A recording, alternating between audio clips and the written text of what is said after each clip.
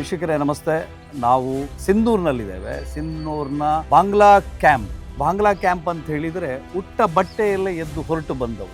Bangla Burma, ಆ ಬಾಂಗ್ಲಾ ವಿಮೋಚನಾ ಆ ಸಮಯದಲ್ಲಿ 1971 ಸುಮಾರಿಗೆ ಅಲ್ಲಿಂದ ದಿಕ್ಕಿಲ್ಲ ದೆಸೆ ಇಲ್ಲ ಅಂಥೇಳಿ ದೇಶಾಂತರ ಹೊರಟು ಬಂದು ಭಾರತ ಅವರಿಗೆ ನೆಲೆಯನ್ನು ಕೊಡ್ತದೆ. ಅವರು ಇಲ್ಲಿ ನೆಲೆಯನ್ನು ಕಂಡುಕೊಳ್ತಾರೆ. ಅವರಿಗೆ ವಸತಿ ಮತ್ತು ನೆಲವನ್ನು ಕೊಟ್ಟಂಥ ಭೂಮಿ ಭಾರತ. ಇವತ್ತು ಇವರೆಲ್ಲ ಭಾರತೀಯರೇ ಆಗಿದ್ದಾರೆ. ಇವರ ಆ ಕಾಲದ ಇವರ ಪೂರ್ವಜರ ಸಂಕಟಗಳೇನು, ಅವರ ಕಥೆ ಏನು ಬವಣೆ ಪಟ್ಟರು, ಅದರ ಬಗ್ಗೆ ಮಾತಾಡೋಣ ಅಂತೇಳಿ.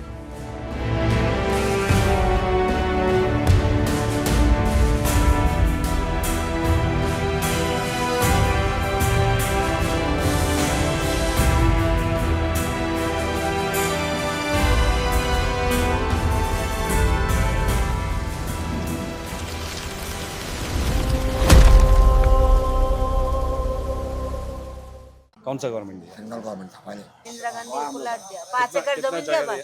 हाँ 5 एकड़ खेत दिया। 5 एकड़ हाँ। एक फैमिली का 5 एकड़ दिया. हाँ, एक फैमिली को 5 एकड़ दिया। ನಾವಿವತ್ತು ಸಿಂಧನೂರಿನಲ್ಲಿದ್ದೀವಿ. ಬಾಂಗ್ಲಾದೇಶಕ್ಕೆ ಬಂದಿಲ್ಲ, ಆದರೆ ಇಲ್ಲಿ ಸುತ್ತಮುತ್ತ ಇರುವವರೆಲ್ಲರೂ ಕೂಡ ಬಾಂಗ್ಲಾದವರೇ. ಬಾಂಗ್ಲಾ ಅಂತ ಹೇಳಿದರೆ ಒಂದು ಕಾಲಕ್ಕೆ ಭಾರತದ ಒಂದು ಭಾಗವಾಗಿರುವಂಥದ್ದು. ಅಖಂಡ ಭಾರತದ ಕಲ್ಪನೆಯನ್ನು ನಾವು ಮಾಡಿಕೊಂಡ್ರೆ ಅದರಲ್ಲಿ ಬಾಂಗ್ಲಾ ಕೂಡ ಬರ್ತದೆ. ಆ ಕಾಲದಲ್ಲಿ 1970-71 ಕಾಲಘಟ್ಟದಲ್ಲಿ ಉಟ್ಟ ಬಟ್ಟೆಯಲ್ಲೇ ಅಲ್ಲಿಂದ ಹೊರಟು ಬಂದವರು. ಯಾಕೆ ಹೊರಟು ಬಂದರು ಕೇಳಿದರೆ, ತಮ್ಮ ಬದುಕನ್ನು ಉಳಿಸ್ಕೊಳ್ಳಿಕ್ಕೆ ಮಾತ್ರ ಅಲ್ಲ, ತಮ್ಮ ಪರಂಪರೆಯನ್ನು, ಸನಾತನ ಧರ್ಮವನ್ನು, ತಮ್ಮ ನೆತ್ತರಾಗಿರುವಂಥ ಹಿಂದೂ ಧರ್ಮವನ್ನು ಉಳಿಸ್ಕೊಳ್ಳಿಕ್ಕೋಸ್ಕರ ಅಲ್ಲಿರುವಂಥ ಆಸ್ತಿ ಪಾಸ್ತಿ, ಮನೆ ಮಠ, ದೇವಸ್ಥಾನ ಎಲ್ಲವನ್ನು ಬಿಟ್ಟು ದೇವರ ಮೂರ್ತಿಗಳನ್ನು ಹಿಡ್ಕೊಂಡು ಕನಸುಗಳನ್ನು ಕಟ್ಟಿಕೊಂಡು ನಮಗೆ ಎಲ್ಲಿ ನೆಲೆ ಸಿಗುತ್ತೆ, ಇಲ್ಲಿ ಆಶ್ರಯ ಸಿಗತ್ತೆ ಅಂಥೇಳಿ ಈ ನೆಲಕ್ಕೆ ಬಂದರು. ಇದು ಭಾರತದಲ್ಲಿ ಬಾಂಗ್ಲಾದೇಶಿಗರಿಗೆ ಆಶ್ರಯವನ್ನು ಕೊಟ್ಟದ್ದು ಆ ಕಾಲದಲ್ಲಿ ಪ್ರಧಾನಮಂತ್ರಿಯಾಗಿರುವಂಥ ಇಂದಿರಾ ಗಾಂಧಿ. ನಾವಿವತ್ತು ಸಿಂಧನೂರಿನ ಬಾಂಗ್ಲಾ ಕ್ಯಾಂಪ್ಗೆ ಬಂದಿದ್ದೀವಿ. ಇಲ್ಲಿನ ಜನರ ಸಂಕಟವನ್ನು, ಅವರ ನೋವನ್ನು, ಅವರ ಪೂರ್ವಜರು ಅನುಭವಿಸಿದ ಹಿಂಸೆಯನ್ನು ನಮ್ಮ ಜೊತೆ ಹಂಚಿಕೊಂಡಿದ್ದಾರೆ. ವೀಕ್ಷಿಸಿ. ನಾವು ಇಲ್ಲೇ ಹುಟ್ಟಿದ್ದೀವಿ 1982ದಲ್ಲಿ. ಬಟ್ ನಮ್ಮ ಫಾದರ್ಸ್ ಅವರು, ನಮ್ಮ ತಾತವರು ಬಂದು 1971ಅಲ್ಲಿ. ಅವರ ಬಾಯಿಂದ ಕೇಳಿದ್ವಿ, ಅಲ್ಲಿ ಭಾರತ್ನಾಗ ಬಾಂಗ್ಲಾ ವಿಭಜನೆ ಆಗಿದಲ್ರಿ. ಆ ಟೈಮ್ದಲ್ಲಿ ನಮ್ಮ ಮನೆಯಲ್ಲಿ ಅಂದರೆ ಮುಸಲ್ಮಾನ್ಸ್ ಅವರು ದಾಡಿ ನಮ್ಮ ತಾಯಿಯಂದ್ರಿಗೆ, ನಮ್ಮ ಹೆಣ್ಮಕ್ಕಳಿಗೆ ಎಲ್ಲ ಅತ್ಯಾಚಾರ ಅಂದರೆ ಘೋರ ಅತ್ಯಾಚಾರ. ಮನೆಯ ಬಂದು ಒಂಥರ ಪೂರ್ತಿ ದೌರ್ಜನ್ಯ ನೋಡಾರ್ದಂಗ. ನಮ್ಮಲ್ಲಿ ವಸತಿ ಬಟ್ಟೆ ಎಲ್ಲ ಇತ್ತು. ಅಲ್ಲಿ ನಮ್ಮ ಹೊಲ ಇತ್ತು, ಮನೆ ಇತ್ತು, ಹೊಲ ಇತ್ತು, ಮನೇಲಿ ಎಲ್ಲ ವ್ಯವಸ್ಥೆ ಇತ್ತು. ಹೊಲದಲ್ಲಿ ಗದ್ದೆ ಬೆಳೆಸ್ತಿದ್ವಿ. ಆ ಗದ್ದೆ ಕೊಯ್ದ ಟೈಮಲ್ಲಿ ಅವರು ಬಂದು ನಮ್ಮನ್ನ ಜಬರಿಸಿ, ಬೆದರಿಸಿ, ಸಾಯಿಸಿ ನಮ್ಮ ಗದ್ದೆನ ಕೊಯ್ಕೊಂಡು ಹೋಗ್ತಿದ್ರು. ನಮ್ಮ ಮನೆಯಲ್ಲಿ ಆಕಳು ಎತ್ತುಗಳಿದ್ರು, ಯಾವಾಗ ಬೇಕಾದ್ರೂ ಬಂದು ತಗೊಂಡು ಹೋಗ್ತಿದ್ರು. ಆ ರೀತಿ ಪರಿಸ್ಥಿತಿಯಲ್ಲಿ ಆಕ್ಚುಲಿ 1947 ಭಾರತ ಡಿವೈಡೆಡ್ ಇತ್ತು. ಅದರ ಮುಂಚೆ ಭಾರತವೇ ಅದು ಭಾರತನೇ ಇತ್ತು. ಹೌದು, ನಮ್ಮ ಇಚ್ಛೆ ಅಖಂಡ ಭಾರತ ಆಗ್ಬೇಕು. ಪಾಕಿಸ್ತಾನ್, ಬಾಂಗ್ಲಾದೇಶ್, ಶ್ರೀಲಂಕಾ, ಮಯನ್ಮಾರ್ ಎಲ್ಲ ಅಖಂಡ ಭಾರತ ಆಗಬೇಕು. ಆ ಇಚ್ಛೆ ಇದೆ ನಮಗೆ. ಅದಕ್ಕೆ ಹಿಂದೂ ಸನಾತನ ಅಂದ್ರೆ ಒಗ್ಗಟ್ಟೆ ಆಗ್ಲೇಬೇಕು. ಆಗ್ತದೆ ಅಂತ ಭರವಸೆ ಇದೆ. ಭಾರತ್ ಮತಕ್ಕೆ ಜೈ. ಹಾಗೆ ಆಗತ್ತೆ ನೋಡಿ. ಇವರ ಒಳಗಡೆ ಇರುವ ಧ್ವನಿ ಇದೆಯಲ್ಲ, ಇದು ಯಾವುದೋ ವೇದಿಕೆಯ ಭಾಷಣದ ನಾಟಕೀಯವಾದಂಥ ಧ್ವನಿ ಅಲ್ಲ. ಅವ್ರು ಹೇಳ್ತಾನೆ, ಅವ್ರ ಹೃದಯದ ಆಳದಿಂದ ಹೊಮ್ಮಿದಂಥ ಧ್ವನಿ ಅದು, ಭಾರತ್ ಮಾತಾ ಕಿ ಜೈ ಅಂತೇಳಿ. ಯಾಕಂದರೆ ಅಷ್ಟು ಕಷ್ಟವನ್ನು, ಸಂಕಟವನ್ನು, ರೋದನೆಯನ್ನು, ಹಿಂಸೆಯನ್ನು ಅನುಭವಿಸಿ ಬಂದಂಥ ಜೀವಗಳು. ಒಂದೇ ಒಂದು কারণಕ್ಕೆ ನಮ್ಮ ধর্মವನ್ನು উলিশಕೊಳ್ಳಬೇಕು। সেই গুলির মধ্যে পড়িলাম, তো তাই নৌকো উঠে সরে আসলাম। মানে মরিল যে কত লাখ লাখ মনীষ মরিল, তা মানে আমি গতি পারলাম না।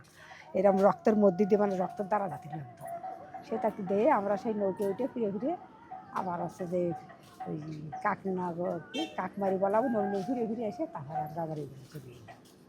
সে সময় আমি ভালো শ্যাম হয়ে গেলাম, ভালো বড় হয়ে।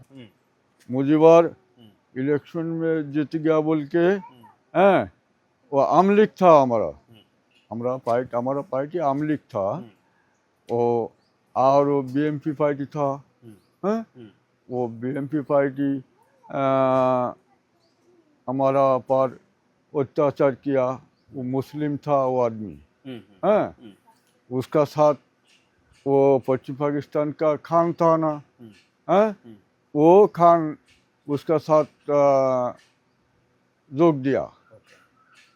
फिर हम पब्लिक, हमारा पास कोई वस्त्र सामान पाती नहीं था, इसका से हमारा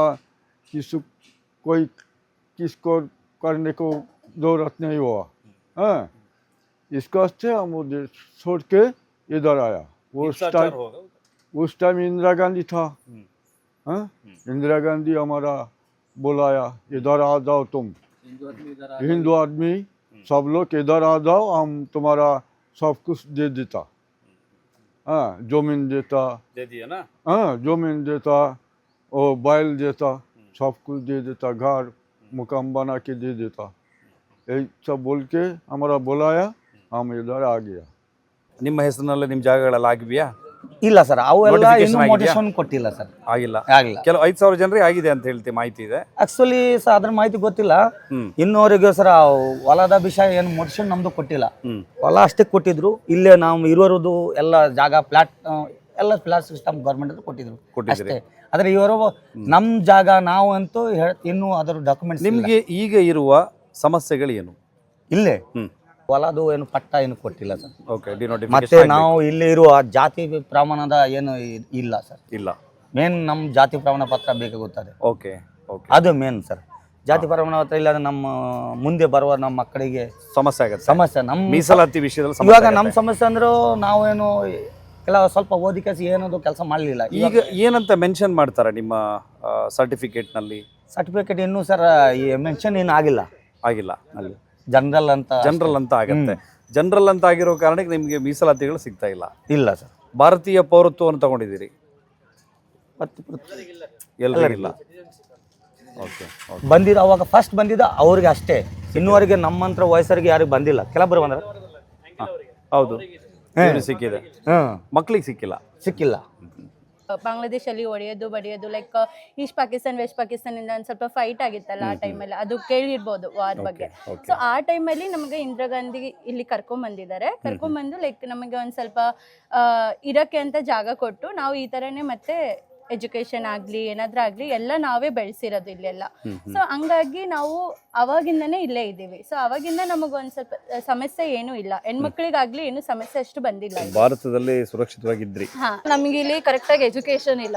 ಇಲ್ಲಿ ಗೌರ್ಮೆಂಟ್ ಸ್ಕೂಲ್ಸ್ ನೀವು ನೋಡಿದೀರಾ, ಹೈಯರ್ ಎಜುಕೇಶನ್ಗೆ ಇಲ್ಲಿ ನಮ್ಮ ಸ್ಕೂಲರ್ ಅಂದ್ರೆ ನಮ್ಮ ಈ ಊರಲ್ಲಿ ಜನ ಇದಾರಲ್ವಾ, ಅವರು ಸಿಟಿಗೆ ಹೋಗ್ಬೇಕಾಗುತ್ತೆ, ಅಂದ್ರೆ ಸಿಂಧನೂರಿಗೆ ಹೋಗ್ಬೇಕಾಗುತ್ತೆ. ಸೊ ಇಲ್ಲಿ ನನಗೊಂದೇನಂದ್ರೆ ಒಂದು ಸ್ಕೂಲ್ ಅಂದ್ರೆ ಹೈಯರ್ ಎಜುಕೇಶನ್ಗೆ ಮಕ್ಕಳಿಗೆ ಹೆಲ್ಪ್ ಆಗ್ಲಿ ಅಂತ ಅದು ಒಂದಿದೆ ರಿಕ್ವೆಸ್ಟ್.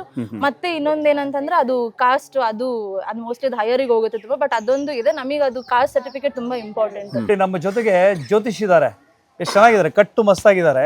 ಇವರೊಬ್ಬ ಸ್ಪೋರ್ಟ್ಸ್ ಮನ್, ನೋಡಿದ ತಕ್ಷಣ ಗೊತ್ತಾಗುತ್ತೆ ಸ್ಪೋರ್ಟ್ಸ್ ಮನ್ ಅಂತೇಳಿ. ಏನ್ ಆಡ್ತಾ ಇದ್ರಿ ಕೇಳಿದ್ರೆ ಏನ್ ಆಡ್ತಿದ್ರಿ? ಹಾಕಿ ಆಡ್ತಿದ್ರಿ. ಒಳ್ಳೆ ಅಚೀವ್ ಮಾಡಿದೀರಾ? ಅಚೀವ್ ಮಾಡಿದ್ದೀನಿ. 6 ವರ್ಷ 6 ಸ್ಟೇಟ್ ಆಡಿದ್ದೀನಿ. ಓಕೆ, 6 ವರ್ಷ ಸ್ಟೇಟ್ ಆಡಿದ್ರಿ? 6 ವರ್ಷ 6 ಸ್ಟೇಟ್ ಆಡಿದ್ದೀನಿ. ಕರ್ನಾಟಕ ಸ್ಟೇಟ್, ನಮ್ಮ ಸ್ಟೇಟ್ ಎಲ್ಲ ಇದು ಅಚೀವ್ಮೆಂಟ್ ಮಾಡಿದ್ವಿ. ಬೆಳಗಾಮಲ್ಲಿ ಹೋಗಿದ್ವಿ, ಗುಲ್ಬರ್ಗ ಹೋಗಿದ್ವಿ, ಮೈಸೂರು ಹೋಗಿದ್ವಿ, ಓಕೆ, ಎಲ್ಲ ಹಾವೇರಿ ಹೋಗಿದ್ವಿ, ಗದಗ ಹೋಗಿದ್ವಿ, ಓಕೆ, ಎಲ್ಲ ಕಡೆ ಆಡಿದ್ವಿ. ಮತ್ತೆ ನಾನು ಅದು ಅಲ್ಲೇ ಆಯ್ತಂತ ಸೆಲೆಕ್ಷನ್ ಆಗ್ಲಿಲ್ಲ. ನಾನು 10th ಮಾರ್ಕ್ಸ್ ನಾನು, ಆಮೇಲೆ ನಮ್ಮ ದುಡ್ಡಲ್ಲೇ ಫಸ್ಟ್ ಸೆಕೆಂಡ್ ಪಿ.ಯು.ಸಿ ಓದಿದ್ವಿ. ಆಮೇಲೆ ತಿರ್ಗಾ ಬಂದು ಡಿಗ್ರಿಗೆ ಆಗೋದು ಧಾರವಾಡ ಹೋಗಿದ್ದೆ, ಕರ್ನಾಟಕ ಯೂನಿವರ್ಸಿಟಿ ಹೋಗಿದ್ದೆ. ಅಲ್ಲಿ 3 ವರ್ಷ 3 ಸತಿ 3 ಯೂನಿವರ್ಸಿಟಿ, 3 ವರ್ಷ 3 ಯೂನಿವರ್ಸಿಟಿ. ಓಕೆ, ಒಂದ್ಸತಿ ತುಳಸಿಪುರಹಳ್ಳಿ ತಮಿಳ್ನಾಡು, 2 ಸತಿ ಬೆಂಗಳೂರು, ಎಲ್ಲ ಸತಿ 3 ವರ್ಷ. ಅದಕ್ಕೆ ಏನು ಡಾಕ್ಯುಮೆಂಟ್ಸ್ ವ್ಯಾಲ್ಯೂ ಇಲ್ಲ. ಅಂದ್ರೆ ನಂದು ಎಕ್ಸಾಮ್ ಕ್ಲಿಯರ್ ಆಗಿತ್ತು ಆರ್ಮಿಯಲ್ಲಿ. ಕ್ಲಿಯರ್ ಆದ ತಕ್ಷಣ ರಿಸಲ್ಟ್ ಬಂತು, ಖುಷಿ. ಎಲ್ಲ ಮನೆಯಾಗೆಲ್ಲ ಒಬ್ಬನೇ ಮಗ, 5 ಜನ ಅಕ್ಕನವ್, ನನಗೆ ಒಬ್ಬನೇ ಮಗ. ಅದನ್ನ ಅವ್ರಿಗೆ ಇಷ್ಟ ಆಗ್ಲಿಲ್ಲ.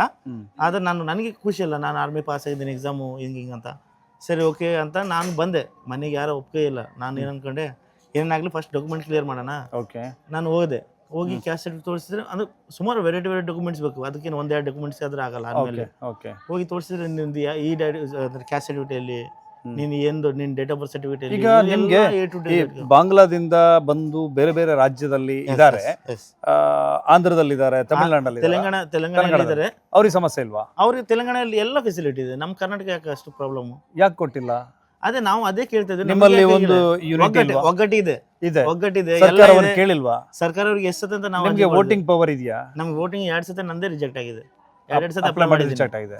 ನಿಮ್ಮ ತಂದೆಯವರಿಗೆ ಹಿಂದಿನವರಿಗೆಲ್ಲ ಇದೆ, ಎಲ್ಲ ಇದೆ. ಓಟ್ ಕೇಳಕ್ ಬರ್ತಾರೆ ಇಲ್ಲಿಗೆ. ಓಟ್ ಕೇಳಕ್ ಬರ್ತಾರೆ, ಅವಾಗ ಅಂತಾರೆ ಮಾಡಿಕೊಡ್ತೀನಿ ಅಂತ, ತಿರ್ಗಾ ಪುನಃ ಬರಲ್ಲ. ಯಾವಾಗ ಗೆದ್ದು ಹೋಗ್ತಾರೆ ಅವಾಗ ತಿರ್ಗಾ ನಮ್ಮ ಮಾರಿನ ನೋಡಲ್ಲ. ಅಂದರೆ ಬಾಂಗ್ಲಾದಿಂದ ಬಂದ ಬೇರೆ ರಾಜ್ಯದಲ್ಲಿರುವ ಎಲ್ಲರಿಗೂ ಕೂಡ ಎಲ್ಲ ಫೆಸಿಲಿಟಿಗಳಿವೆ. ನೋಡಿ, ಒಬ್ಬ ರಾಷ್ಟ್ರೀಯ ಸ್ತರದ ಹಾಕಿ ಪ್ಲೇಯರ್ ಇದ್ದಾರೆ, ಜ್ಯೋತಿಷ್. ಅವರು ಮಿಲಿಟರಿ ಆರ್ಮಿ ಎಕ್ಸಾಮಿಗೆ ಬರೀತಾರೆ, ಅದ್ರಲ್ಲಿ ಪಾಸ್ ಆಗ್ತಾರೆ. ಸರ್ಕಾರಿ ನೌಕರಿಯನ್ನು ಹಿಡಿಯುವಂಥ ಎಲ್ಲ ಅರ್ಹತೆಗಳು ಇವೆ. ಆದರೆ ಅದು ಕೈಗೆಟಕ್ತಿಲ್ಲ. ಯಾಕೆ ಕೇಳಿದರೆ, ಕರ್ನಾಟಕದಲ್ಲಿ ಇರುವಂಥ ಆಡಳಿತಾತ್ಮಕ ವ್ಯವಸ್ಥೆ ಇಂಥ ಎಷ್ಟೋ ಕನಸು ಕಂಗಳ ಹುಡುಗರ ಬದುಕನ್ನು ಕಮರಿಸಿ ಹಾಕ್ತಾ ಇದೆ. ಯಾರಾದರೂ ಇದನ್ನು ನೋಡ್ತಾ ಇರುವವರು ಇದನ್ನು ನಮ್ಮ ರಾಜ್ಯದ ಮುಖ್ಯಮಂತ್ರಿಗಳಿಗೆ, ನನಗೆ ಅವ್ರ ಬಗ್ಗೆ ಗೌರವ ಇದೆ, ಅವ್ರಿಗೆ ಇದನ್ನು ತಲುಪಿಸಿ.